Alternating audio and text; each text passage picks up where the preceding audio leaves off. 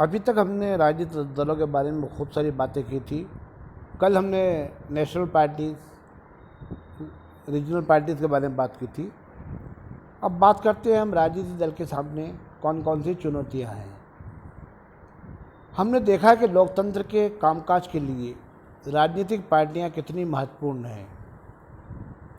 चूँकि दल ही लोकतंत्र का सबसे ज़्यादा प्रकट रूप है, इसलिए ये स्वाभाविक है कि लोकतंत्र के कामकाज की गड़बड़ियों के लिए लोग राजनीतिक दलों को ही दोषी ठहराएं।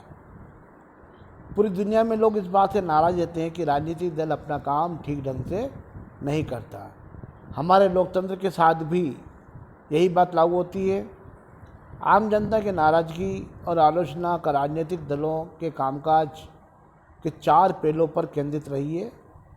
लोकतंत्र का प्रभावीकरण बने रहने के लिए राजनीतिक दलों को इन चुनौतियों का सामना करना चाहिए और जीत हासिल करना चाहिए।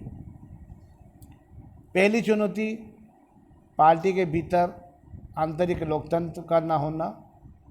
सारी दुनिया में प्रवृत्ति बन गई, सारी ताकतें एक या कुछ एक नेताओं के हाथों में सिमट जाती हैं। पार्टियों के पास ना तो सदस्यों की खुली सूची होती है, न ही नियमित रूप से सांगठनिक जो बैठक होना चाहिए वो बैठकें होती हैं। इसके अतिरिक्त चुनाव भी नहीं होते। कार्यकर्ताओं में सूचनाओं का आदान प्रदान भी नहीं होता। सामान्य कार्यकर्ता अनजान ही रहता है। पार्टी के भीतर क्या चल रहा है उसे कुछ भी नहीं मालूम होता है। उसके पास कुछ भी कोई मैसेज नेताओं से जुड़कर भी नहीं मालूम होते हैं। ना नेताओं के साथ मिलकर उन्होंने क्या फैसला किया उसके बारे में मालूम होता है।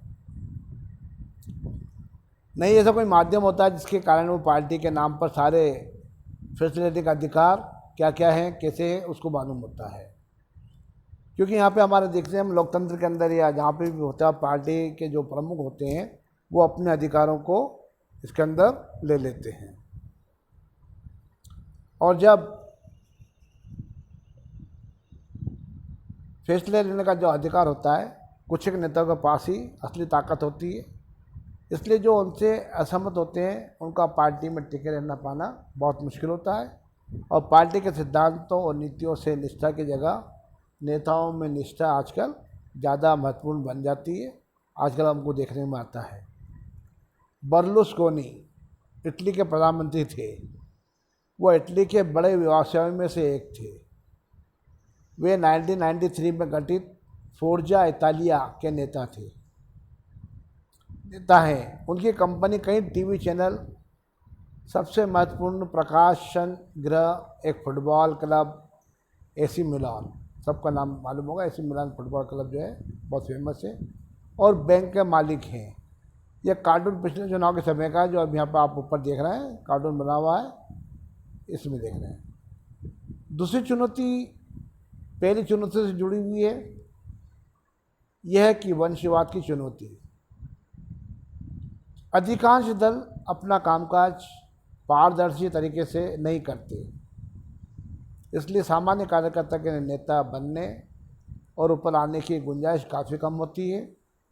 जो लोग नेता होते हैं वह अनुचित लाभ लेते हुए अपने नज़दीकी लोगों और यहाँ तक कि अपने परिवार के लोगों और यहाँ तक कि उनके जो भी मिलने जुलने वाले हैं उनको आगे बढ़ाने का काम करते हैं। अनेक दलों में शीर्ष पद पर हमेशा एक ही परिवार के लोग आते हैं। यह दल के अन्य सदस्यों के साथ अन्याय है।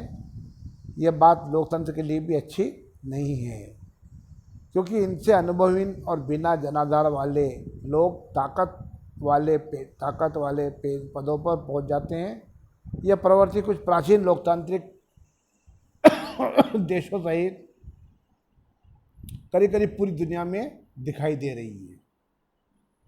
तीसरी चुनौती दलों में खासकर चुनाव के समय पैसा और अपराधी तत्वों की बढ़ती हुई घुसपैठ है। चूँकि पार्टी को सारी चिंता चुनाव जीतने की होती है, अतः इसके लिए कोई भी जायज़ नाजायज़ तरीका अपनाने से वह परहेज नहीं करती। वैसे उम्मीदवार उतारती है जिनके पास काफ़ी पैसा हो या पैसे जुटा सके, किसी पार्टी को ज़्यादा धन देने वाली कंपनियां, अमीर लोग उस पार्टी नीतियों और फैसलों को भी इफेक्ट डालते हैं, प्रभावित करते हैं। कई पार्टियां चुनाव जीत सकने वाले अपराधियों का समर्थन करती है या उनकी मदद भी लेती है। दुनिया भर में लोकतंत्र के समर्थक लोकतांत्रिक राजनीतिक में अमीर लोग और बड़ी कंपनी की बढ़ती भूमिका को लेकर चिंतित हैं। चौथी जो चैलेंज है हमारे सामने, चुनौती जो है, पार्टियों के बीच विकल्पहीनता की स्थिति है। उनके पास नेताओं का कोई विकल्प नहीं है। समर्थक सार्थक जो भी विकल्प होता है, अपनी अपनी नीतियाँ कार्यक्रमों में महत्वपूर्ण अंतर हो जाता है। हाल के वर्षों में दलों के बीच वैचारिक अंतर हो गए और अंतर जैसे जैसे कम होता जाता है और ये प्रवृत्ति दुनिया भर में दिखती है।